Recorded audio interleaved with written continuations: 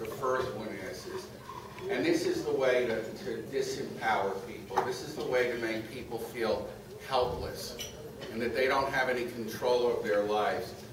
You tell them that they're amateurs, and you tell them that they don't have sufficient understanding. Well, you know what?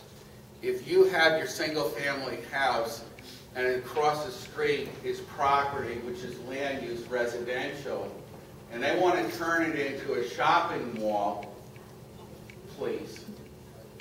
The reality is that the voters do have enough intelligence, and to say that this can only be relied upon by experts. And you want to know how we can prove that the experts have failed? Just look at what we have as a result of these experts. Then you're told that you won't have hospitals, or there wouldn't be the Scripps situation up in Palm Beach County if it was for Amendment 4. Amendment 4 gives the voters the right to vote for good land use changes and to reject bad land use changes. There would be no reason for the voters in Palm Beach County to have rejected Scripps, or there would be no reason for the voters in Miami-Dade County to reject hospitals. You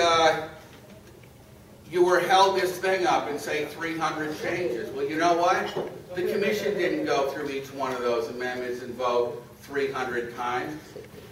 Amendment 4 will work the same way. You'll vote one time. That's not what the issue is. The issue is to stop this unbridled, runaway overdevelopment that has caused the problems where now your houses aren't worth as much because of the over-inventory, if you wanted to sell your homes. Your taxes are going up because of the infrastructure requirements of this. The foreclosure system has overburdened our system. This was because we had runaway growth, and this is something that at least with these land use changes, the voters would have an opportunity to vote against where there was a situation where there were problems. And again, there always is a concern when you want political people with a development industry who, as I say, they're powerful enough to have gotten over $1 billion in bailout money. There's always a concern when you want to change that system. Tom, let me ask you a question. Yes. In your mind, is this an issue of a way of dealing with what you think is poor political leadership by, in essence, micromanaging zoning? No. In fact, that's a great point, because it only could, what Mr. Kasin said, and this is important, Amendment 4 is very limited. He said that the comp plan just gives you the overview. And when you talk about within that the zoning, Amendment 4 does not affect zoning. Amendment 4 does not affect variances. Those are still done on the local level. It's this broad, big picture, this concept of the community you want. Do you want residential, or do you want office building, or do you want commercial? That's what it affects. It is not micromanaging. It is not micromanaging at all, because it's just these large issues.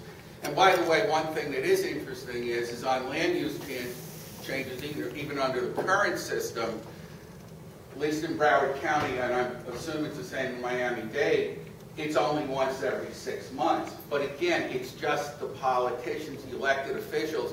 And all you are sitting here today, if you are developers, you have your very, very sophisticated, very intelligent land use attorneys, yourself, your land planners, who are always over at the city or the county politicking to get your land use change through.